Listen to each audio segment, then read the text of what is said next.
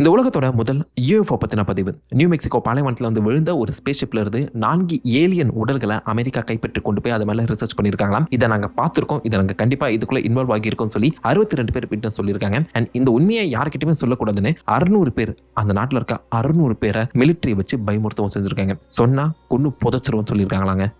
This is ancient the Roswell incident. 1947 2ஆம் உலகப் போர் முடிஞ்சு 2 வருஷம் கழிச்சு இந்த 1947 இந்த வருஷத்துல தான் ஏலியன்ஸுங்கிற வார்த்தையும் யூஎஃப்ஓ பறக்கும் தட்டுகள் ஃப்ளையிங் டிஸ்க்குங்கிற வார்த்தையும் அதிகமாக பிரபலப்படுத்தப்பட்டுச்சு. ஏன்னா இந்த சமயத்தில் அமெரிக்கா அந்த ரஷ்யா மேலே ஒரு சின்ன உளவு தாக்குதல் வந்து பண்ணிட்டு இருந்தாங்க. இந்த கோல்டு வார் இந்த சமயத்தில் ரஷ்யா அமெரிக்கா 2 பேர் சைட்லையுமே அதிகமான இந்த நியூக்ளியர் பாம் பற்றின அந்த டெக்னாலஜி இருந்துச்சு. யார் அதிகமான பவர்ஃபுல்லான வெப்பன் உருவாக்கிறான்னு பார்த்தலாமா அப்படின்னு சொல்லி ஒரு சின்ன போட்டிங்கிறது அவங்களுக்குள்ள போயிட்டு தான் இருந்துச்சு. இதில் எங்கே ரஷ்யா அதிகமான பவர்ஃபுல்லான வெப்பன்ஸை உருவாக்கிடுவாங்களோ அப்படிங்கிற ஒரு பயத்தில் தொடர்ந்து உளவு பார்க்கறதுக்காக புது புது மிஷன்ஸை அமெரிக்கா ரெடி பண்ணிட்டு இருந்தாங்க. மக்கள் மத்தியிலுமே ரஷ்யா எங்கே நம்ம நாட்டுக்குள்ள ஊடுருவி வந்துருவாங்களோ அப்படிங்கிற ஒரு பயம் இருக்க தான் செஞ்சது. அதனால மக்களே ஒரு ஆயுதமாக பயன்படுத்திக்கலாம்னு சொல்லி ஏதாவது நீங்கள் பார்க்காத தெரியாத ஒரு விஷயத்தை வானத்தில் கண்டுபிடிச்சிங்கன்னா அதை உடனே ரிப்போர்ட் பண்ணிடுங்க அப்படிங்கிற மாதிரி தொடர்ந்து அறிவுறுத்திக்கிட்டே இருந்தாங்க. அதனாலேயே நாங்கள் இந்த ஒரு விஷயத்தை பார்த்தோம், ஆனால் அது என்னன்னு எங்களுக்கு தெரியல அப்படின்னு அன்ஐடென்டிஃபைட் ஃப்ளையிங் ஆப்ஜெக்ட்னு சொல்லி அந்த யூஎஃப்ஓ சம்பந்தத்தில் நிறைய ரிப்போர்ட்ஸுங்கிறது மிலிட்ரி பேஸில் வந்து குவிய ஆரம்பிச்சிது. அதில் முக்கியமாக ஜூன் 24 பைலட் கெனத் ஆர்னால்டுங்கிற ஒருத்தர் கேஸ்கேட் மவுண்டன்ஸ் அந்த ரேஞ்சில் வந்து பார்த்தீங்கன்னா பறந்துட்டு இருக்க அந்த சமயத்தில் திடீர்னு அவருடைய இடத்து புறத்தில் ஒரு அடுக்கடுக்காக இருக்கக்கூடிய ஒரு 7 குட்டி குட்டி பறக்கும் தட்டுக்கள் மாதிரியான ஒரு சின்ன பொருள் அதிவேகத்தில் கிட்டத்தட்ட 2000 km/h வேகத்தில் வந்து பார்த்தீங்கன்னா பறந்து போகிறத நோட் பண்ணுறாரு. ஷைனியாக இருந்திருக்கு, தட்டு மாதிரி ரொம்ப ஃப்ளாட்டாக தான் இருந்திருக்கு. அண்ட் இவர் எதிர்பாராத வேகத்தில் அவ்வளோ சீக்கிரமாக அது வந்து பார்த்தீங்கன்னா ஒரு கண் முன்னாடி பறந்து கடந்து போயிருக்கு.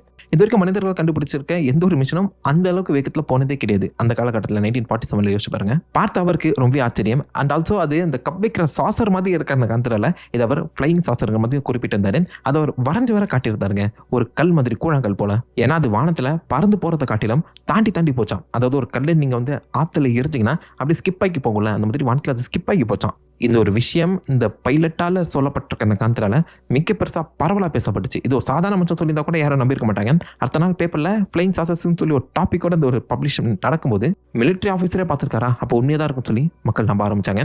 அண்ட் ஒவ்வொருத்தரோட கண்ணும் வானத்துக்கு மேலே தான் இருந்துச்சு, நாமளும் அந்த மாதிரி பார்த்துருவோம் மாட்டோமான்னு. அந்த மாதத்தோட கடைசியில் மெக்சிகோவில் இருக்கக்கூடிய ராஸ்வெல்ங்கிற ஒரு குட்டி சிட்டியில் வந்து பார்த்தீங்கன்னா மிகப்பெரிய ஒரு தண்டர் ஸ்டார்ம்ங்கிறது நடந்திருக்கு. அது வரைக்கும் அந்த மக்களே பார்த்துறாத அளவுக்கு ஒரு பெரிய இடி முழக்கத்தோட மழை பொழிஞ்சிருக்கான். அந்த இடத்துல இருந்து 75 கிலோமீட்டர் தள்ளி இருக்கக்கூடிய ஒரு குட்டி பண்ணையை வில்லியம் பிரேசலுங்கிற ஒருத்தர் ஒன் பண்ணி இருந்திருக்காரு. 40 வயசு அவருக்கு. அந்த மழை ஸ்டாம் முடிச்சிட்ட அப்புறம், புயல் முடிச்சிட்ட அப்புறம் அந்த பண்ணைக்குள்ள ஏதாவது மாற்றம் இருக்கா, ஏதாவது நாசமாயிருக்கான்னு சொல்லி பார்க்கறதுக்காக போன அவர் கண்ணுக்கு ஒரு மிகப்பெரிய ஷாக். ரொம்பவே ஷைனியா பல மெட்டீரியலால் உருவாக்கப்பட்டு சூரிய வெளிச்சத்தை ரிஃப்ளெக்ட் பண்ற மாதிரி நிறைய குப்பை கூலங்கள் அவருடைய இடம் முழுக்கவே சிதறடிக்கப்பட்டிருக்கு. என்னதுன்னு சொல்லி தொட்டு பார்க்குறாரு. இந்த மாதிரி ஒரு பொருளை அவர் பார்த்ததே கிடையாது, இந்த மெட்டீரியல் அவர் உணர்ந்ததும் கிடையாது. ஸோ இதை பற்றி நம்ம கண்டிப்பாக ரிப்போர்ட் பண்ணி ஆகணும்னு சொல்லி அந்த ஊரோட ஷெரீஃப் கிட்ட இதை கொண்டு போய் சேர்க்கிறாரு. அந்த ஊரோட ஷெரீஃபாக இருந்தது வில்காக்ஸ் அப்படிங்கிற ஒருத்தர். அதான் இந்த யூஎஃப்ஓஸ் பறக்கும் தட்டுகள் பற்றின அந்த பேச்சு கொஞ்சம் அதிகமாகவே அந்த நாட்டில் பரவி இருக்க அந்த சமயத்தில் அந்த பயத்திலே இதை வந்து பார்த்தீங்கன்னா என்னன்னு சொல்லி செக் பண்ணி பார்த்துருக்காங்க. இந்த மெட்டீரியல் இது வரைக்கும் பார்க்காத மாதிரி ரொம்ப வித்தியாசமான ஃபார்மேட்ல இருந்திருக்கு. கொஞ்சம் பளபளப்பாக இருந்திருக்கிறதுமே தாண்டி அதை அவங்களால கசக்க முடியல, வெட்ட முடியல, உடைக்க முடியல. அண்ட் ஆல்சோ அதை என்னதான் கசக்கி தூக்கி போட்டாலும் அதோடைய பழைய நிலைமைக்கு வர மாதிரி நோட் பண்ணியிருக்காங்க. ஒரு வித்தியாசமான மெமரி ஸ்ட்ரக்சர் அதுக்குள்ளே இருக்கதா பார்த்துருக்காங்க. அதை சுற்றி ஒரு பட்டை மாதிரியான ஒரு உடன் ஸ்ட்ரக்சருமே இருந்திருக்கான். சில பேர் அதை உட்டன் சொல்றாங்க, சில பேர் அதை மெட்டல்னு சொல்றாங்க. அதுக்குள்ள ஒரு வித்தியாசமான எழுத்துக்களுமே அவங்க நோட் பண்ணியிருக்காங்க. இது எப்படியே வச்சிருக்கிறது சரியில்லை. மேபி அந்த ரஷ்ய உளவாளிகளை என்ன பண்றது அப்படின்னு சொல்லி இதை பற்றின அந்த ரிப்போர்ட்டை பக்கத்தில் இருக்கக்கூடிய ஒரு மிலிட்ரி பேஸுக்கு அனுப்புறாங்க. அந்த பேஸ் சாதாரண பேஸ் கிடையாதுங்க. 509 பாம் குரூப், அதாவது RAAF சொல்லுவாங்க, ராஸ்வெல் ஆர்மி ஏர்ஃபீல்ட். அண்ட் அவங்க கிட்ட மட்டும் தான் அந்த சமயத்தில் உலக நாடுகள்லேயே அட்டாமிக் வெப்பன் இருந்துச்சு. ஸோ டெக்னிக்கலாக எங்களுடைய இந்த வெப்பன் ஆட்டி போகிறதுக்கு மேபி இந்த ரஷ்ய உளவாளிகளாக வந்திருக்கலாமே அப்படின்னு சொல்லி அவங்களுக்கு அப்டேட் கொடுக்குறாங்க. அந்த அப்டேட் கச்சோன்னே சும்மா இருக்கக்கூடாது அப்படின்னு சொல்லி இதை ரிசர்ச் பண்ணுறதுக்காகவே மேஜர் ஜெஸ்ஸி மார்சல் அப்படின்னு சொல்லி எக்ஸ்பீரியன்ஸான ஒரு இன்டெலிஜென்ஸ் ஆஃபீஸர் வந்து பார்த்தீங்கன்னா இந்த ஏரியாவை காமிச்சு அங்கே நடத்த எல்லா விஷயங்களுமே ரிப்போர்ட் பண்ணி அனுப்ப சொல்கிறாங்க. அதுக்கேற்ற மாதிரி ஜெஸ்ஸி மார்சலும் வந்து அந்த ஏரியாவை சுற்றி பார்த்தா அவருமே இது வரைக்கும் பார்க்காத ஒரு மெட்டீரியலாக தான் இருந்திருக்கு. இது மொத்தத்தையும் கேதர் பண்ணி ஆகணும்னு சொல்லி அதை தேடி பார்த்துருக்காங்க. ஆல்மோஸ்ட் லைக் 2 கிலோமீட்டர் அளவுக்கு அந்த டெப்ரிஸுங்கிறது பரவி பிரிஞ்சு கிடக்குதுங்க. எப்படி இது நடந்தது நடந்திருக்கும்னு தெரியல. பட் இவங்க அந்த விட்டுட்டு போய் ஒரு வாரம் கழிச்சும் அந்த மெட்டீரியல் அங்கே தான் இருந்திருக்கு. ஜெஸ்ஸி மார்ஷல் கிடைச்சது எல்லாத்தையுமே அவருடைய பேக்கில் எடுத்து போட்டுக்கிட்டு கொண்டு போய் அவருடைய ஆஃபீஸ்க்கு ஒப்படைக்கிறதுக்கு முன்னாடி வீட்டுக்கு கொண்டு போயிருக்காரு அவருடைய பையனுக்கு காமிக்கிறதுக்கு. அவனுடைய பையனுக்கு வெறும் 11 வயசு தான், ஜெஸ்ஸி ஜூனியர். அவருமே இதை பார்த்து ஷாக் ஆகிட்டாராம். ஆரம்பத்தில் வெறும் குப்பை நினச்சா அவருக்கு இது கொஞ்சம் ஒரு வித்தியாசமான விளையாட்டு பொருளாக தான் தெரிஞ்சிருக்கு. அதாவது எவ்வளோதான் கசக்கினாலும் அது பழைய நிலைமைக்கு வருது, வெட்ட முடியல, எதுவுமே பண்ண முடியல. பட் ஆல்சோ ரொம்பவே லைட் வெயிட்டாக இருந்திருக்குங்க. அதை தூக்குனதே தெரியலையா, காற்றுல வந்து பறக்கிற மாதிரி ரொம்ப லைட் வெயிட்டாக வேறு இருந்திருக்கு. இப்படி நான் எங்கேயுமே பார்த்தது கேட்டேன்னு சொல்லி அந்த 11 வயசு பையனாக இருந்த அவர் இப்போதைக்கு வளர்ந்து பெரியவர்கிட்ட இப்போவும் அதான் சொல்கிறாரு, இப்படிப்பட்ட ஒரு பொருளை நான் பார்த்ததும் இல்லை, இந்த மாதிரி ஒரு பொருளை நீ இனிமேல் பார்க்க மாட்டேன், இப்போயே நல்லா பார்த்துக்கன்னு சொல்லி எங்கள் அப்பான்னு சொன்னதா அவர் அப்போ ஞாபகப்படுத்தி மென்ஷனும் பண்ணியிருக்காருங்க. இதை தாண்டி அவங்க அப்பா ஒரு சின்ன பொருளை கொடுத்தாராம். அதில் வித்தியாசமான யாருக்குமே புரியாத மாதிரி ஏதோ எழுத்து இருந்ததாகவும் சொல்லியிருக்காங்க. அது மெட்டலில் செஞ்சதான் இந்த ஜெஸ்ஸி ஜூனியர் மென்ஷன் பண்ணியிருக்காரு. ஆனால் ரிப்போர்ட்ஸில் அது வந்து ஒரு ஸ்டிக்கில், அதாவது ஒரு உடன் ஸ்டிக்கில் இருக்க மாதிரி சொல்லியிருப்பாங்க. 11 வயசு பையனுக்கு பெருசாக எதுவும் தெரியாது அண்ட் அவ்வளோதான் ஞாபகம் இருக்கும். அதை வச்சு இப்போவும் அதே தான் அவர் சொல்லிட்டு இருக்காரு. UFO அண்ட் ஃப்ளையிங் டிஸ்கை பற்றி அதிகமான பேச்சு ஓடிட்டு இருக்க அந்த சமயத்தில் இப்படி ஒரு பொருள் விழுந்திருக்கிறத பற்றி அவங்க அமைதியாக தான் இருந்திருப்பாங்க நீங்கள் நினைக்கிறீங்களா? கிடையாது. அடுத்த நாளே ஜெஸ்ஸி மார்ஷல் வெளியே வந்து இப்படி ஒரு பொருள் எங்களுக்கு கிடைச்சிருக்குன்னு சொல்லி பப்ளிக்காகவே நாங்கள் ஃப்ளையிங் டிஸ்கை கண்டுபிடிச்சிருக்கோன்னு தனியாக ஒரு பேப்பரே பப்ளிஷ் பண்ணுறாங்க. ஸோ ஃப்ளையிங் டிஸ்க் சம்மந்தப்பட்ட சில பொருட்கள் டெப்ரிஸுங்கிறது எங்களுக்கு கிடைச்சிருக்குங்கிற மாதிரி அவர் ஓப்பனாகவே சொல்லி ஒரு பேப்பர் பப்ளிஷ் பண்ணுறாருங்க. ஆர்மியே ஃப்ளையிங் டிஸ்கை கண்டுபிடிச்சிருக்கோன்னு சொல்லி நியூஸ் பப்ளிஷ் பண்ணும்போது காட்டுத்தீ மாதிரி பரவுது. அது எல்லா நாடுகள்ல இருந்துமே உங்களுக்கு டெக்னிக்கலாக கால் வர ஆரம்பிச்சிச்சு. இந்த அப்படியே மெயின்டைன் பண்ணாங்களான்னு கேட்டிங்கன்னா இல்லை. இந்த நியூஸ் வந்து அடுத்த நாள் இல்லைப்பா தப்பாக சொல்லிட்டோம், அது வந்து ஃப்ளையிங் டிஸ்க்லாம் கிடையாது, ஒரு வெதர் பலூன், இங்கே பாருங்களேன், அதுக்கான ப்ரூஃப் நாங்கள் காட்டுறோம் அப்படின்னு சொல்லி ஜெஸ்ஸி மார்ஷல் அந்த ப்ரூஃபை காமிக்கிற மாதிரி சில ஃபோட்டோகிராஃப்ஸ் வந்து பார்த்தீங்கன்னா அடுத்த நாள் பேப்பரில் வந்து காமிக்கிறாங்க. ஸோ ஃப்ளையிங் டிஸ்க்குங்கிறது போய் இது ஜஸ்ட் வெதர் பலூன் ஆக்சிடென்ட் தான் அப்படிங்கிற மாதிரி கம்ப்ளீட்டாகவே அந்த நியூஸுங்கிறத ஒரே நாளில் மாற்றி எழுதுறாங்க. அந்த குப்பைக்கு பக்கத்தில் ஜெஸ்ஸி மார்ஷல் இருக்கிறதையும் அது பார்க்கும்போது ஒரு வித்தியாசமான அந்த ஆர்ட்ஸ் அண்ட் கிராஃப்ட் செய்கிற மாதிரி ஒரு குப்பை மாதிரி இருக்கிறதையும் மொலிகுலர் டின்ஃபாயில் ஒரு எஃபெக்டாக தான் கிரியேட் பண்ணுது. அந்த மாதிரி இருக்கிறதையும் உங்களால் தெளிவாக பார்க்க முடியும். அவருக்கு பக்கத்தில் ஒருத்தர் இருக்கார்ல, ராஜர் ராமே, அவர் கையில் ஒரு மெமோ இருக்கு. இந்த மெமோ முக்கியம். பட் அடுத்த நாளே பேப்பரில் இந்த பக்கம் நாங்கள் தப்பு பண்ணிட்டோம், அது வந்து ஒரு வெதர் பலூன் தான் அப்படிங்கிற நியூஸ் வரும்போது மக்கள் அதையுமே சில பேர் நம்புறாங்க. ஓகே அவ்வளோதான், ஏதோ தப்பு பண்ணிட்டாங்க போல, மிஸ்டேக்காக இருக்கும் அப்படின்னு சொல்லி அழகாகவே கடந்து போயிடுறாங்க. இப்படியே 30 வருஷம் ஓடுது. இந்த 30 வருஷம் கேப்பில் ஏரியா 51ங்கிறது ஆரம்பிக்கப்படுது. ப்ராஜெக்ட் ப்ளூ புக்குங்கிறது ஸ்டார்ட் ஆகி ஆல்மோஸ்ட் 12,000க்கும் அதிகமான UFO சைட்டிங்கிறது பார்த்தீங்கன்னா ரிப்போர்ட் பண்ணப்படுது. CIA சென்ட்ரல் இன்டெலிஜென்ஸ் ஏஜென்சி சொல்லப்படுற CIA உருவாக்கப்படுது. சீக்ரெட் மிலிட்ரி ப்ராஜெக்ட்ஸ்க்கான அந்த வேல்யூங்கிறது அதிகமாக்கப்படுது. டெக்னிக்கலாக அமெரிக்காவோட இந்த டெக்னாலஜியே அவங்க எதிர்பாராத அளவுக்கு மிக பெருசாக வளருதுன்னு சொல்லலாம். லிட்டரல் ஸ்பை பிளேன்ஸ், உளவு விமானங்களையே வந்து பார்த்தீங்கன்னா எனிமி நாட்டோட அந்த டெரிட்டரிக்குள்ள அனுப்புற அளவுக்கு உங்களோட டெக்னாலஜி வளர்ந்துருக்குங்க. அமெரிக்கா இது வரைக்கும் பார்க்கறது ஒரு டெக்னாலஜி க்ரோத்துங்கிறது அந்த 30 வருஷத்தில் நடந்திருக்கு. ஐ மீன் டெக்னிக்கலாக நிலவுக்கே போயிட்டு வந்திருக்காங்க. யோசிச்சு பாருங்க. 30 வருஷம் கழிச்சு 1978 nuclear physicist and UFO researcher Stanton Freeman வந்து பார்த்தீங்கன்னா இந்த ராஸ்வெல் ரிப்போர்ட் வந்து திருப்பி கிண்டி பார்க்குறாரு. இல்லை ஏதோ ஒன்று மிஸ்டேக்காக இருக்கே, ஐ மீன் ஒன்னாலும் வந்து அந்த நியூஸை எதுக்கு அத்தனை நாள் மாற்றி சொல்லணும், இதுக்குள்ளே ஏதோ ஒன்று மர்மம் இருக்க தான் செய்யுது, இதை ரிசர்ச் பண்ணி பார்க்கலாம்னு சொல்லி அதை திருப்ப கிண்ட ஆரம்பிக்கிறாரு. அண்ட் அதில் இன்வால்வ் ஆகியிருக்கக்கூடிய ஜெஸ்ஸி மார்ஷலை அவர் கூப்பிட்டு இன்டர்வியூவும் எடுக்கிறாரு. ஜெஸ்ஸி மார்ஷல் அந்த சமயத்தில் ரிட்டையர் ஆகியிருக்க அந்த காரணத்தினால யார்கிட்டயுமே அப்ரூவல் வாங்கணுங்கிற அவசியமே கிடையாது. அவர் மைண்டில் இருக்கக்கூடிய பல விஷயங்களை இந்த இடத்துல தான் ஷேர் பண்ணுறாரு. இங்கே தான் திரும்ப அந்த ராஸ்வெல் இன்சிடென்ட்டுங்கிறது பூதாகரமாக வெட்டிக்க ஆரம்பிச்சிச்சுன்னு சொல்லலாம். ஒரு முக்கியமான விஷயத்தை அவர் சொன்னது என்னன்னா, அவர் காமிச்சார் பார்த்தீங்களா, அந்த குப்பை எதுவுமே இவர் கண்டுபிடிச்சது கிடையாது. ஐ மீன் அவங்க கண்டுபிடிச்சாங்க பார்த்தீங்களா, அது இது கிடையாது, இது மாற்றி சொல்லியிருக்காங்க. இந்த ஃபோட்டோகிராஃப்ஸில் இருந்தது நாங்கள் கண்டுபிடிச்சதே கிடையாது, இதை மாற்றி கவர் அப் பண்ணுறதுக்காக நாங்கள் சொன்ன பொய் தான். அந்த மெட்டீரியல் வேறு. நான் அத்தனை வருஷங்கள் ஏர்ஃபோர்ஸில் வேலை செஞ்சிட்ருக்கேன். பறக்கிற ஒரு விமானத்தை என்ன மெட்டீரியலில் உருவாக்கணும்னு சொல்லி நல்லாவே தெரியும். இப்படி ஒரு மெட்டீரியலாக நான் பார்த்ததே கிடையாது. இது கண்டிப்பாக வெதர் பலூன் இல்லை. அந்த மெட்டீரியல் பூமியில் உருவாக்கப்பட்டிருக்கிறதுக்கான வாய்ப்புகள் கம்மி. 30 வருஷத்தில் நான் அந்த மாதிரி மெட்டீரியல் பல இடங்களை தேடி பார்த்துருக்கேன். அந்த மாதிரி எனக்கு எதுவுமே கிடைக்கலன்னு சொல்லி ஓப்பனாக மென்ஷன் பண்ணியிருக்காரு. ஜெஸ்ஸி மார்ஷல் மட்டும் இல்லாமல் அந்த ஏரியாவில் வாழ்ந்துட்டு தான் சில பேர் தொடர்ந்து அந்த நாட்களில் 30 வருஷம் ஸ்பெண்ட் பண்ணிட்டு இருக்கா. அத்தனை பேரையுமே பார்த்தீங்கன்னா இந்த ஸ்டேட் அண்ட் ட்ரீட்மெண்ட் தொடர்ந்து விசாரிக்க செஞ்சுருக்காரு, இன்வெஸ்டிகேஷன் மாதிரி. அதில் ஆல்மோஸ்ட் லைக் 60-70 பேர்கிட்ட வானத்தில் ஒரு பொருள் பறந்து போகிறத நான் நோட் பண்ணோம் அப்படின்னு சொல்லியிருக்காங்க. ஒரு கப்பல் ஆக்சுவலாக அந்த பாலைவனத்துக்கு பக்கத்துலேயே இருந்திருக்காங்க. அவங்க வானத்தில் வேகமாக ஒரு பொருள் போகிறத பார்த்தோம். அதில் வந்து ஒரு துண்டு தான் இங்கே வந்து விழுந்துச்சு. அந்த மொத்த பொருளுமே இந்த ஏரியாவிலேருந்து எப்படி ஒரு 100-150 கிலோமீட்டர் தள்ளி போய் விழுந்திருக்கும் போல. அதிவேகத்தில் போச்சு. கண்டிப்பாக ஒரு தட்டு வடிவில் இருக்கிறனால பறக்கும் தட்டாக தான் இருக்குங்கிற மாதிரியும் மென்ஷன் பண்ணியிருக்காங்க. ஸோ இந்த இடத்துல வந்து அந்த குப்பை டெப்ரிஸுங்கிறது பார்ட் ஆஃப் த யூஎஃப்ஓ தான். இதை தாண்டியும் முன்மையான யூஎஃப்ஓ இந்த ஏரியாலேருந்து 75 100 கிலோமீட்டர் தள்ளி போய் வந்திருக்கலாம்ங்கிற மாதிரி இவங்க ரிப்போர்ட் சொல்லுது. இது எல்லாத்தையுமே தாண்டி அந்த ஏரியாவோட லோக்கல் மார்டிஷியன், அதாவது செத்தவங்களுக்கு சவப்பெட்டி செஞ்சு கொடுப்பாங்களே, அவங்க கிட்ட மிலிட்டரி வந்து பார்த்தீங்கன்னா மொத்தம் 4 சவப்பெட்டிகளை ஆர்டர் கொடுத்துருக்காங்க. வழக்கத்தை விட ரொம்ப குட்டியான சவப்பெட்டிகளை இருந்திருக்கு. அது ஒரு வித்தியாசமான ஸ்டேப் அண்ட் ஸ்ட்ரக்சர்லையுமே இருந்திருக்கு. ஸோ ரொம்ப சப்பையான குட்டியான ஒரு சவப்பெட்டிகளை இவர்கிட்ட இருந்து வாங்கிட்டு போயிருக்காங்க. அண்ட் சவப்பெட்டி பற்றி நான் டிஸ்கிரிப்ஷன் சொல்ல வந்த ஒரு நர்ஸ் கிட்ட இருந்து இவர் கேட்டது என்னன்னா, யாருமே பார்க்காத ஒரு வித்தியாசமான உடல்கள் இவங்க கிட்ட இருக்கு. அதை நான் இந்த மாதிரி எங்கேயும் இந்த உலகத்தில் பார்த்ததே கேட்டதுக்கு மாதிரி சொல்லியிருக்காங்க போல. அண்ட் அந்த நர்ஸை அதுக்கப்புறம் அவங்க பார்க்கவே இல்லையாங்க, நர்ஸ் காணாம போயிட்டாங்களா திடீர்னு. இன்டர்வியூ எடுத்த பல மக்கள் இந்த மாதிரி நிறைய வித்தியாசமான டெப்ரிஸ் இந்த ஏரியா முழுக்கவே செதறி கிடத்ததை நாங்கள் பார்த்துருக்கோம். அண்ட் சில சமயங்களில் இந்த மாதிரி ஆர்மி ஆஃபீஸர்ஸ் திடீர்னு எங்கள் வீட்டுக்குள்ள வந்து சோதனை செய்வாங்க. அந்த பொருட்களை நீங்கள் எடுத்து வச்சிருக்கலாங்கன்னு சொல்லி எங்களை மிரட்டவும் செஞ்சுருக்காங்க அப்படின்னு சொல்லியிருக்காங்க. அந்த மார்டிஷியன் இருக்கார்ல, அவரை ஆக்சுவலாக இந்த உண்மையை நீ வெளில சொன்னா அவனை கொண்டு புதைச்சிரும் சொல்லி மிரட்டியிருக்காங்களா. இதில் எந்த அளவுக்கு உண்மை இருக்குன்னு தெரியல. பட் அவர் வாயாலேயே அந்த மிலிட்டரி ஆஃபீஸர்ஸ் நான் கொண்டு புதைச்சிருவோம், இந்த உண்மையை வெளில சொல்லக்கூடாதுங்கிற மாதிரி மிரட்டினதா அவரே வாக்கு மூலமாகவும் கொடுத்துருக்காரு. அது மட்டும் இல்லாமல் அவர் சொன்ன அந்த நர்ஸ் உருவத்தை யாராலுமே இது வரைக்கும் கண்டுபிடிக்க முடியல. ஸோ நர்ஸ் வந்து பார்த்தீங்கன்னா மாயமாக மறைஞ்சிட்டாங்க. அப்படி ஒரு நர்ஸே அந்த ஊர்லேயே இல்லைங்கிற மாதிரி தான் ரிப்போர்ட் சொல்லுது. அகெயின் இது உண்மையா இல்லை நிஜமால இந்த நர்ஸ் மறைக்கப்பட்டாங்களா? அதை தொடர்ந்து இந்த யூஎஃப்ஓ ஃபைண்டிங்ஸை பற்றி புக் எழுதக்கூடிய சார்ல்ஸ் பெர்லிட்ஸ் அண்ட் வில்லியம் மோர் வந்து பார்த்தீங்கன்னா இந்த ராஸ்வெல் இன்சிடென்ட் சொல்லி தனியாக ஒரு புக் பப்ளிஷ் பண்ணுறாங்க. சாட்சியாளர்களை வச்சு எழுதப்பட்ட அந்த புக்கில் நான் கதை நரேஷனுங்கிறது மாறி இருக்கேன். அதாவது இந்த பண்ணில் கிடைக்கப்பட்டிருக்க இந்த டெப்ரிஸ் அந்த இடத்துல இருந்து 100 கிலோமீட்டர் தள்ளி இருக்கக்கூடிய ஆஸ்டெக்குங்கிற ஒரு இடத்துல என்ன ஒரு கிராஷுங்கிறத பற்றினா நடந்திருக்கான். என்ன வந்து கிராஷ் ஆச்சுன்னு சொல்லி யாருக்கும் தெரியல.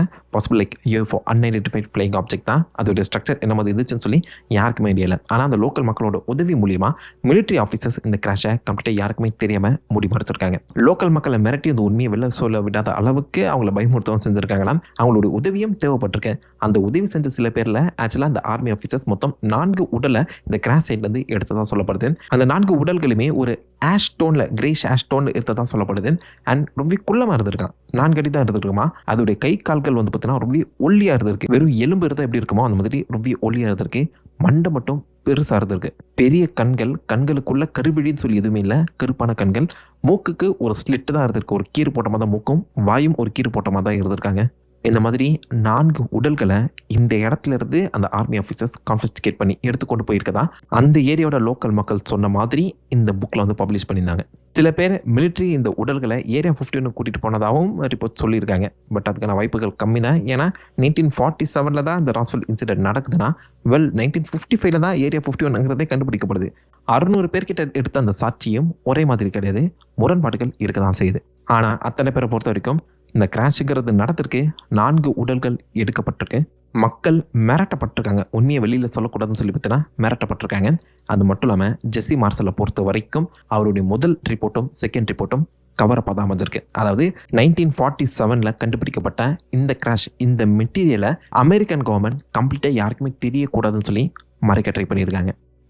ஏன் மக்களுக்கு இது கொஞ்சம் கொஞ்சமாக புரிய வர ஏலியன்ஸ் பற்றின அந்த பயமும் ஏலியன்ஸ் எப்படி இருப்பாங்க அப்படிங்கிற ஒரு கியூரியாசிட்டியும் மிக பெருசாக மக்கள் மனசில் வெடிக்க ஆரம்பிக்குது. இதை ஆதாயப்படுத்திக்கலாமே அப்படின்னு சொல்லி அந்த சமயத்தில் இந்த யூஎஃப்ஓ சம்மந்தப்பட்ட நிறைய படங்கள், நிறைய புக்ஸ், நிறைய ரிசர்ச் பேப்பர்ஸுங்கிறத பற்றினா வெளியாக ஆரம்பிக்குது. மக்கள் ஏலியன்ஸை முழுசாவே அந்த சமயத்தில் நம்ப ஆரம்பிச்சிருக்காங்க. 30-40 வருஷம் கழித்து தொடர்ந்து இந்த ரிப்போர்ட்ஸ் அவங்க கிண்டி எடுக்கும்போது எல்லாமே கலந்த மாதிரி ஒரு ரிப்போர்ட் தான் நம்மளுக்கு கிடைக்குதே தவிர்த்து உண்மை எதுங்கிறத புரிஞ்சிக்கவே முடியல. அதனால் இதுக்கான அஃபிஷியல் எக்ஸ்பிளனேஷன் எங்களுக்கு கண்டிப்பாக வேணும்னு சொல்லி கவர்மெண்ட்டை ப்ரெஷர் பண்ண ஆரம்பிக்கிறாங்க. அப்போ தான் கவர்மெண்ட் 1994 இதுக்கான அஃபிஷியல் ஸ்டேட்மெண்ட் இருக்கிறத வெளியிடுறாங்க. ப்ராஜெக்ட் மோகல் ரொம்ப கிளாசிஃபைடான சீக்ரெட்டான ப்ராஜெக்ட்ஸ். இந்த அளவுக்குன்னு கேட்டிங்கன்னா 509 அந்த அட்டாமிக் வெப்பன்ஸை வச்சிருக்கக்கூடிய அந்த RAAFF கேம்பில் இருக்கக்கூடிய ஹையர் அஃபிஷியல்ஸுக்கே இதை பற்றின உண்மைகள் தெரியாதாங்க. இந்த மோகலில் ஒர்க் பண்ணிட்டு இருந்த சில பேருக்குமே இது எந்த அளவுக்கு கிளாசிஃபைடுங்கிறதே புரிஞ்சுக்க முடியலாம். அந்த அளவுக்கு ரொம்ப டாப் சீக்ரெட்டாக அதை மெயின்டைன் பண்ணிக்கிறதா சொல்லப்படுது. சரி, ப்ராஜெக்ட் மோகல்னா என்ன?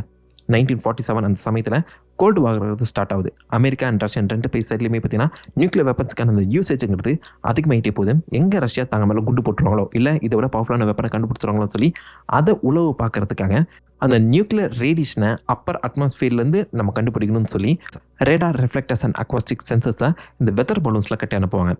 நார்மல் வெதர் பலூன்ஸ் மாதிரி இல்லாமல் இது ஒரு சீரீஸ் ஆஃப் வெதர் பலூன்ஸாக இருக்கும். ஒரு கட்டத்தில் 50க்கும் அதிகமான வெதர் பலூன்ஸில் இந்த ரேடாஸை கட்டி அமைச்சிருக்காங்க. அதோட இந்த பறக்கிற பேட்டர்னை சீரமைக்கிறதுக்காக அது தலைக்கு கீழே இந்த சைனா கேட்ஸ்ன்னு சொல்லப்படுற பட்டம் வடிவான ஒரு வித்தியாசமான ஷேப்பையுமே பார்த்தீங்கன்னா அவங்க ஃபிக்ஸ் பண்ணி தான் அமைச்சிருக்காங்க.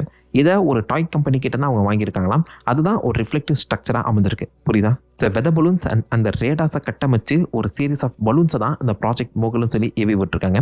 முக்கியமாக எதிரி நாடாக இருக்கக்கூடிய ரஷ்யாவை உளவு பார்க்கறதுக்கு. இந்த சீரீஸ் ஆஃப் கைட்ஸை தான் பாசிபிளி அந்த பைலட் ஃபர்ஸ்ட் பார்த்துருப்பாருன்னு நினைக்கிறேன். ரொம்ப ரிஃப்ளெக்டிவாக சொன்னார் பார்த்தீங்களா? பாசிபிளி அந்த கைட்ஸ் எல்லாமே இந்த பலூன்லேருந்து விடுவிக்கப்பட்டிருக்கலாம். அது அதிவேகத்தில் காற்றுல பறந்து போகிற அந்த ஒரு விஷயத்தை பைலட் பார்த்துருக்கலாம். அதோடைய மிச்ச மீதியை தான் பாசிபிளி அந்த பண்ணையில் இந்த பக்கம் மார்சல் கண்டுபிடிச்சிருப்பார் போல. அந்த உடன் ஸ்டிக்குங்கிறதும் அதுக்கேற்ற அந்த ரிஃப்ளெக்டிவ் ஸ்ட்ரக்சருங்கிறதும் பர்ஃபெக்டாக மேட்ச் ஆகிற மாதிரி தான் இருக்குது. ஆனால் அந்த உடன் ஸ்டிக்கில் ஏதோ ஒரு வித்தியாசமான எழுத்துக்கள் இருக்க மாதிரி அவர் சொல்லியிருந்தாரு. அந்த சின்ன பையனாக இருந்த ஜெஸி ஜூனியருமே அதை மென்ஷன் பண்ணியிருப்பாரு. அந்த டைஸ் கம்பெனி வந்து பார்த்தீங்கன்னா சில்ட்ரன்ஸோட அந்த ஸ்காட்ச் டேப் வந்து யூஸ் பண்ணியிருக்காங்க. அதில் நிறைய டிசைன்ஸ் இருக்குமா, பூ பேட்டர்ன்ஸ் மாதிரி நிறைய இருக்குமா. அதிக உயரத்தில் அதிக வெப்பத்தில் ஆக்சுவலாக இந்த மாதிரி ஸ்காட்ச் டேப்ஸ் பாசிபிளி உருகி அதோடைய பெயிண்ட் பாசிபிளி இந்த உடன் டேப்பில் வந்து பார்த்தீங்கன்னா பதிச்சு இருக்கக்கூடும். அதை தான் இவங்க ஹைரோகிளிப்ஸ் இல்லைனா ஏலியனோட லாங்குவேஜ்னு சொல்லிட்டு இருக்காங்க. பட் அது அப்படி கிடையாது. இது ஒரு டேபிள் இருக்கக்கூடிய அந்த பேட்டர்ன் தான் அப்படிங்கிற மாதிரியும் இதை டீபங்க் பண்ணுற மாதிரி ப்ராஜெக்ட் மோகல் தான் இதுக்கான காரணங்கிறதும் ஓப்பனாக சொல்லப்படுது. சில பேர் இதை நம்பிட்டாங்க. பட் பல பேர் எங்களை திரும்ப ஏமாற்ற பார்க்குறீங்களா, ஆரம்பத்தில் ஒன்று சொல்லி திரும்ப மாற்றி பேசிகிட்டு இருக்கீங்க, மார்சலே இதை வந்து வித்தியாசமான ஒரு ஸ்ட்ரக்சரில் இது வரைக்கும் நான் பார்க்காத ஒரு மெட்டீரியல்னு சொல்லும்போது ஒரு சாதாரண கைட் மெட்டீரியல் அவருக்கு தெரியாதா, ஒரு டின்ஃபாயில் மெட்டீரியலில் அவரால் உணர முடியாதா, ஏமாற்ற பார்க்குறீங்களான்னு சொல்லி 1க்கு 10 கேள்விகளை திரும்ப அந்த கவர்மெண்ட்டை பார்த்து எழுப்ப ஆரம்பிக்கிறாங்க. ராஸ்வெல் இன்சிடென்ட்டை தொடர்ந்து நிறைய யூஎஃப்ஓ ரிப்போர்ட்டிங்ஸுங்கிறதும் நியூ மெக்சிகோவில் நடந்திருக்க தான் செய்யுது. அதில் நிறைய வித்தியாசமான ஸ்ட்ரக்சரில் இருக்கக்கூடிய யூஎஃப்ஓஸை பார்த்தோன்னு சொல்லி பல பேர் ரிப்போர்ட் பண்ணியிருந்தாங்களே, அதுக்கு காரணமும் ப்ராஜெக்ட் மோகல் தான். ஆரம்பத்தில் அந்த கைட் ஃபார்மெட்டில் இருந்த அந்த ப்ராஜெக்ட் மோகல் அதை தொடர்ந்து ரேடாஸை அதிகப்படுத்த அந்த டெக்னாலஜி வளர அதோட ஸ்ட்ரக்சரும் மாறுபட்டிருக்கு. அண்ட் சில இடங்களை நீங்கள் அதை டக்குன்னு பார்க்கும்போது யூஎஃப்ஓ ஸ்ட்ரக்சரை தான் எடுக்குது. இதை பார்த்து சில பேர் மக்கள் முக்கியமாக கன்ஃபியூஸ் ஆகியிருக்க வாய்ப்புகள் அதிகம். அண்ட் இது ரொம்ப சீக்கிரம் ப்ராஜெக்டாக இருக்க அந்த காரணத்தினால ஹையர் அஃபிஷியலாக இருக்கக்கூடிய ஹையர் பொசிஷனில் இருக்கக்கூடிய மிலிட்டரி ஆஃபீஸர்ஸ்க்கே இதை பற்றின ஐடியா சுத்தமாக இருந்திருக்காதாங்க. So most of the UFO சைட்டிங்க்கு காரணம் ப்ராஜெக்ட் மோகலாக தான் இருக்கணுங்கிற மாதிரி இந்த ரிப்போர்ட் ஒரு முடிவை கொண்டு வருது. சரி, இதுக்கு நீ இப்படி சொல்லிட்டீங்க, ஆனால் நிறைய பேர் 4 உடல்களை இந்த ஆர்மி ஆஃபீஸர்ஸ் கொண்டு போகிறத பார்த்துருக்கேன்னு சொல்கிறாங்களே, அந்த உடல்கள் யாருடையது? அவங்க சொல்கிறதுனா பொய்யா? ஏலியன் உடல்களை எங்கே வச்சிருக்கீங்கன்னு சொல்லி கேள்வி எழுப்புறாங்க. அதுக்கேற்ற மாதிரி 1995 இந்த வீடியோ மிக பெருசாக வைரல் ஆகுது. இன்டர்நெட்டே இல்லாத சமயத்தில் இந்த வீடியோ காட்டுத்தி மாதிரி பரவுதுங்க. ஒரு ஏலியன் உடலில் ஏதோ ஒரு டாக்டர் அறுவை சிகிச்சை பண்ணிட்டு இருக்காரு. 1997 ஏஏயா இருக்கிறதுக்கான வாய்ப்பே கிடையாது. ஸோ அப்படி பார்க்கும்போது இது உண்மையா பொய்யா அப்படின்னு சொல்லி பல கேள்விகள் மக்கள் மனசை குழப்ப ஆரம்பிக்க ஒரு ஃபில்ம் மேக்கர் டெனிஸ் சொன்ன அந்த ரிசர்ச் ஐடியாவை யூஸ் பண்ணி ஒரு படமாக இதை எடுத்திருக்காரு. ஸோ டெக்னிக்கலி இது ஒரு டீபங்க் பண்ணப்பட்ட பொய் தான். பட் இருந்தாலும் மக்கள் மனசில் இது உண்மையாக இருக்கும் போல அப்படிங்கிற தாட் பதிய ஆரம்பிக்க அந்த ஏலியன் உடல்கள் எங்கன்னு சொல்லி கேள்வி எழுப்புறாங்க. 1997 கேஸ் க்ளோஸ்ட் அப்படின்னு சொல்லி இன்னொரு ப்ராஜெக்ட் பேப்பரை வந்து பார்த்திங்கன்னா கவர்மெண்ட்டே பப்ளிஷ் பண்ணுறாங்க. அதில் அந்த ஏலியன் உடல்கள் பற்றின எக்ஸ்ப்ளனேஷன் இருந்துச்சு. ப்ராஜெக்ட் ஹை டைவ் 1950s ரேஞ்சில் வந்து பார்த்திங்கன்னா மனிதர்கள் இந்த வானத்தில் போயிட்டு ரிட்டர்ன் வரும்போது அவங்க உடலுக்கு எந்த ஒரு ஆபத்துமே இல்லாமல் அவங்களை எப்படி பர்ஃபெக்டாக லேண்ட் பண்ணணும்னு சொல்லி அந்த பேராஷூட் டெக்னாலஜி பற்றின ரிசர்ச்ங்கிறது போயிட்டு இருந்துச்சு. அதில் மனிதர்களை டேரெக்டாக யூஸ் பண்ணாமல் மனிதர்கள் போலவே உருவம் இருக்கக்கூடிய ப்ராஜெக்ட் டம்மிஸுங்கிறத பற்றின யூஸ் பண்ணப்பட்டிருக்கு. கிராஷ் டம்மிஸ்ன்னு சொல்லுவாங்க. இதை வச்சுக்கிட்டு மனித உடல் லேண்ட் ஆகும்போது என்ன மாற்றத்தை என்ன மாதிரியான இம்பாக்ட் உணருதுன்னு சொல்லி பார்த்தீங்கன்னா ரிசர்ச் பண்ணிட்டு இருந்தாங்க. அந்த கிராஷ் டம்மிஸை ஆர்மி ஆஃபீஸர்ஸ் ரிட்டர்ன் பண்ணுறதை பார்த்து தான் நீங்கள் அதை ஏலியன்ஸ்னு தப்பாக புரிஞ்சுக்கிட்டீங்கன்னு அந்த ரிப்போர்ட் மென்ஷன் பண்ணியிருந்துச்சு. ஆனால் இதுக்கு முன்னாடி அந்த டெஸ்டிமோனிஸில் வந்து பார்த்தீங்கன்னா அந்த உடலோட ஹைட்டே 4 அடி தான் இருந்திருக்கும், மண்டை பெருசாக இருக்கும், கை கால் குட்டியாக இருக்கும்னு சொல்லி தான் மென்ஷன் பண்ணியிருப்பாங்க. கிராஷ் டம்மிஸ் பார்த்தீங்கன்னா 5 to 6 அடி மனுஷனோட சைஸில் தான் இருக்கும், பார்க்க மனுஷன் போலவே இருக்கும். இதுக்கும் அதுக்கும் அவங்களால வித்தியாசம் கண்டுபிடிக்க முடியாது. அண்ட் ஆல்சோ 1947 தான் இந்த இன்சிடென்ட் நடக்குது. அண்ட் கிராஷ் டம்மிஸ் டெஸ்டிங் எல்லாமே பார்த்தீங்கன்னா 1953 அந்த ரேஞ்சில் நடக்குது. ஆல்மோஸ்ட் லைக் ஒரு 7-8 years கேப் இருக்குது அந்த காரணத்தினால. இதுக்கும் அதுக்கும் சம்மந்தம் இல்லை, திரும்பவும் ஏதோ ஒன்று போராட்ட ஓட்டி எங்களை ஏமாற்ற பார்க்குறீங்கன்னு சொல்லி சில பேர் இப்போ வரைக்குமே ராஸ்வெல் இன்சிடென்ட்டில் கவர்மெண்ட் கம்ப்ளீட்டாகவே ஏலியன்ஸை கேப்சர் பண்ணி அவங்களோட டெக்னாலஜி வச்சு தான் இவ்வளோ தூரம் வளர்ந்துருக்காங்க, நம்மளை ஏமாற்றிட்டு இருக்காங்க, பல உண்மைகளை மறைச்சு வச்சிருக்காங்க. இன்னமும் ஏலியன்ஸ் ஆக்சுவலாக அமெரிக்கன் கவர்மெண்ட் கையில் இருக்குன்னு சொல்லி நம்பிட்டு இருக்காங்க. அதை தாண்டி ஃபர்ஸ்ட் இந்த ராஸ்வெல் இன்சிடென்ட் சொல்லி ஆஃபீஸில் ஒரு பிக்சர் ரிலீஸ் பண்ணப்பட்டுச்சு. மார்சல் முன்னாடி இந்த குப்பை இருக்க மாதிரி. மார்சல் பக்கத்தில் இருக்கக்கூடியது ராமி. அவர் கையில் ஒரு மெமோ இருக்குது. அந்த மெமோவை மாடர்ன் டெக்னாலஜி யூஸ் பண்ணி என்ஹான்ஸ் பண்ணி பார்த்தா அதில் விக்டிம்ஸ், டிஸ்க் அண்ட் ரிக்கேஜ்னு சொல்லப்படுற 3 வார்த்தைகளை தெளிவாக நோட் பண்ண முடியுது. விக்டிம்ஸுங்கிறது யாரோ அங்கே பாதிக்கப்பட்டிருக்காங்க, டிஸ்க்னா ஆப்வியஸாக டிஸ்க் ஃபார்மேட்டில் இருந்திருக்கு, ரெக்கேஜுங்கிறது ஒரு மிகப்பெரிய கிராஷ் நடத்த இடத்த தான் ரெக்கேஜ்னு சொல்லுவாங்க. இந்த மாதிரி அந்த மெமோலேயே பல வார்த்தைகள் எழுதப்பட்டிருக்கு. ஸோ பாசிபிளி அமெரிக்கன் கவர்மெண்ட் நம்மகிட்ட உண்மையை மறைக்க தான் செய்கிறாங்கன்னு சொல்லி நிறைய பேர் ஆணித்தரமாக நம்புகிறாங்க. ஆல்மோஸ்ட் லைக் 80 வருஷமாக ராஸ்வெல் இன்சிடென்ட்டில் வந்தது ஏலியன்ஸ் தாங்கிற ஒரு நம்பிக்கை இப்போ வரைக்கும் இருக்க தான் செய்யுது. அந்த இன்சிடென்ட்டில் இன்வால்வ் ஆன எல்லா ஆஃபீஸர்ஸும் இப்போதைக்கு செத்துட்டாங்க. யாருக்கிட்டையுமே இப்போதைக்கு நீங்கள் போய் அங்கே நீங்கள் என்ன பார்த்தீங்கன்னு சொல்லி கேட்கவே முடியாது. Witnesses are all dead. செவி வழியாக கிடைச்ச அந்த உண்மைகளும் இவங்க கிட்ட எடுக்கப்பட்ட அந்த ரிப்போர்ட்ஸ் மட்டும் தான் இப்போதைக்கு இந்த ராஸ்வெல் இன்சிடென்ட்டை சுற்றி நம்ம கிட்ட கிடைச்சிருக்க உண்மையான எவிடன்ஸ். இதை தாண்டி அமெரிக்கன் கவர்மெண்ட் கிட்ட என்ன இருக்குன்னு நம்மளுக்கு தெரியல. அவங்க கிட்ட இது சம்மந்தப்பட்ட அந்த ரிப்போர்ட்ஸை கேட்டால் ஜூனில் ஆரம்பித்து அக்டோபர் வரைக்கும் இருக்கக்கூடிய எல்லா ரெக்கார்ட்ஸும் அழிஞ்சு போச்சு அப்படின்னு சொல்லி சிம்பிளாகவே அதை கருது போயிட்டாங்க. எஸ், அந்த ரெக்கார்ட் சம்மந்தப்பட்ட எந்த ஒரு டீட்டெயில்ஸுமே அவங்க கிட்ட இப்போதைக்கு இல்லையா. கேட்டால் அந்த FBI and CIA வந்து பார்த்தீங்கன்னா பழைய ரிப்போர்ட்ஸ் எல்லாத்தையுமே தேவையில்லாத ரிப்போர்ட்ஸ் எல்லாத்தையுமே அழிச்சிருவாங்களாம். அந்த வகையில் இது சம்மந்தப்பட்ட ரிப்போர்ட்ஸ் எல்லாமே இல்லையாங்க அவங்ககிட்ட. இவங்க செய்கிறதும் ஒரு சந்தேகத்தை எழுப்பதானே செய்யுது. ஸோ உண்மையிலே என்ன நடந்திருக்கும், நிஜமாலே அமெரிக்கர்கள் ஏலியன்ஸை கண்டுபிடிச்சாங்களான்னு கேட்டிங்கன்னா, சில விஷயங்கள் உண்மை, சில விஷயங்கள் சித்தரிக்கப்பட்டதாக இருக்குது. ஃபார் எக்ஸாம்பிள், நிஜமாலே அந்த ரேஞ்ச் அந்த பண்ணையில் ஏதோ ஒரு அன்ஐடென்டிஃபைட் பொருள் கிராஷ் ஆகி இருக்குது. அது என்ன நம்மளுக்கு தெரியல. கிராஷ் ஆகி அன்ஐடென்டிஃபைடாக அவங்களுக்கு கிட்ட இருந்திருக்கு. அதை ஏர்ஃபோர்ஸ் கிட்ட ரிப்போர்ட்டும் பண்ணியிருக்காங்க. ப்ராஜெக்ட் மோகலுங்கிறது உண்மை. அதை பற்றி எந்த ஒரு உண்மையும் வெளில தெரியக்கூடாதுன்னு சொல்லி சூப்பர் கிளாசிஃபைடாக வச்சிருக்காங்க. இதை பற்றி லேட்டஸ்டாக நடந்த ஒரு பப்ளிக் அவுட் போஸ்ட்டில் வந்து பார்த்தீங்கன்னா, ப்ராஜெக்ட் மோகலை பற்றி நாங்கள் வெளில சொல்லக்கூடாதுன்னு சொல்லி தான் இது பற்றின அந்த ரிப்போர்ட்ஸ் எல்லாத்தையுமே நாங்கள் UFO மாற்றி விட்டுட்டோம். அதாவது ப்ராஜெக்ட் மோகல் கிளாசிஃபைடாக இருக்கணும்னு சொல்லி அதை பற்றி யாராவது இந்த மக்கள் பேச வந்தாங்கன்னா அதை UFOன்னு சொல்லி திசை மாற்றினதே நாங்கள் தான் அப்படிங்கிற மாதிரியும் சொல்லியிருக்காங்க. ப்ராஜெக்ட் மோகல் ரகசியமாக இருக்கணும்னு சொல்லி அதை பற்றின அப்டேட்ஸை மக்கள் பேச வரும்போது அதை UFO வதந்தியாக மாற்றி விட்டாங்களாங்க. UFO பற்றின அதிக பேச்சை உருவாக்கி விட்டதே ஏர்ஃபோர்ஸ் தான் சொல்லப்படுது. ஸோ ப்ராஜெக்ட் மோகலும் உண்மை, அந்த UFO வதந்தியை ஏர்ஃபோர்ஸ் பரப்பி விட்டதும் உண்மைதான். மற்றபடி ஏலியன்ஸ் வந்தாங்க, ஏலியன்ஸை நாங்கள் பார்த்தோம், ஏலியன்ஸ் இந்த பக்கம் அமெரிக்கர்கள் கொண்டு போயிட்டாங்கன்னு சொல்லி அது எல்லாமே சித்தரிக்கப்பட்டதாக இருக்கலாம். ஏன்னா 1947 நடந்த அந்த இன்சிடென்ட்டை பற்றி 1978 தான் இன்வெஸ்டிகேஷனே ஆரம்பித்து ரிப்போர்ட் பண்ணியிருக்காங்க. ஸோ நல்ல 30 வருஷம் கேப் இருக்கும்போது மக்களோட மைண்டுங்கிறது ஒவ்வொரு மெமரியாக ஓவர்லாப் பண்ணியிருக்கோம். UFO ஏலியன்ஸை பற்றின அதிகமான பேச்சுக்கள் தொடர்ந்து வர ஒருவேளை இப்படி இருக்குமோ அப்படி இருக்குமோன்னு சொல்லி நடந்த விஷயங்களையே மாற்றி மக்கள் வந்து பார்த்தீங்கன்னா யோசிக்க ஆரம்பிச்சிருப்பாங்க. இதுக்கு நடுவில் தான் பிஹைண்ட் த ஃப்ளையிங் சாசஸ்ன்னு சொல்லி ஒரு UFO ஃபிக்ஷன் புக்குங்கிறது ரிலீஸ் பண்ணப்பட்டுச்சு. இந்த புக்குக்குள்ள தான் அந்த ஏலியன் உடல்களை அமெரிக்க கவர்மெண்ட் எடுத்து தான் ஒரு தனி கதைங்கிறதும் எழுதப்பட்டு இருந்துச்சு. இந்த ஃபிக்ஷன் கதையை படித்த சில மக்கள் அதையும் இந்த ராஸ்வெல் இன்சிடென்ட்டையும் ஒன்னா மிக்ஸ் பண்ணி யோசிக்கிறாங்க போல. உண்மையிலே நடந்தது வேற, அது சிம்பிளான விஷயமா இருந்திருக்கலாம். ஆனா மக்கள் இந்த 30 வருஷம் கேப்புக்குள்ள அவங்க மனசுக்குள்ளேயே இந்த ஏலியன்ஸை பத்தின ஒரு வித்தியாசமான கற்பனை கோட்டையவே பில்ட் பண்ணி வச்சிருக்காங்க. அதுதான் இப்போதைக்கு கிடைச்சிருக்கும் அந்த மிஸ்இன்ஃபர்மேஷனுக்கு காரணமா இருக்கும். ராஸ்வெல் இன்சிடென்ட் நடந்தது உண்மைதான். அங்கே ஏதோ ஒன்று விஷயம் கிராஷ் ஆகியிருக்கு. அது என்னன்னு சொல்லி இது வரைக்கும் நமக்கு தெளிவாக தெரியல. ஆனால் அது ஏலியன் தான் சொல்லி மக்கள் இந்த 30 வருஷ கேப்பில் அவங்க மனசுக்குள்ளேயே ஃபிக்ஸ் ஆகிட்டாங்க. அதுலேயுமே ஜெஸ்ஸி மார்சல் தனி ஒரு டைரி எழுதி வச்சதாகவும் சொல்லப்பட்டிருக்கு.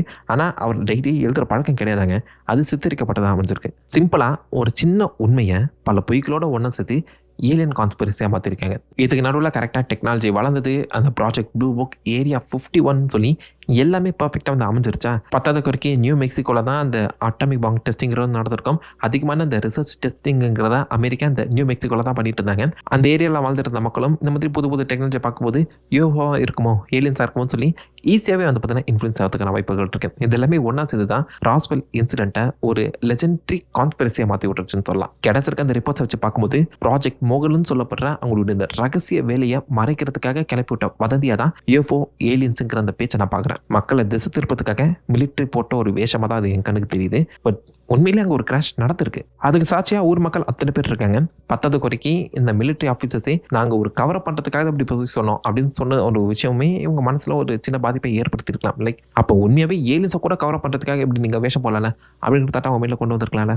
ஸோ ஏலியன்ஸ் இருக்கா இல்லையான்னு எனக்கு தெரியல. பூமிக்கு வந்து அமெரிக்கர்கள் அவங்க மேலே ரிசர்ச் பண்ணாங்களா இல்லையான்னு சொல்லி எனக்கு சுத்தமாக ஐடியா இல்லை. ஆனால் 1947 அந்த ராஸ்வெல் இன்சிடென்ட் நடந்த அந்த சமயத்தில் அமெரிக்கன் கவர்மெண்ட் கண்டுபிடிச்ச ஒரு உண்மை ரகசியமாக மக்கள் கிட்டது இப்போ வரைக்கும் மறைக்கப்பட்டிருக்கு. ஆனால் அது மிலிட்ரி சீக்ரெட்டா ஏலியன் சீக்ரெட்டா? This is ancient signing of.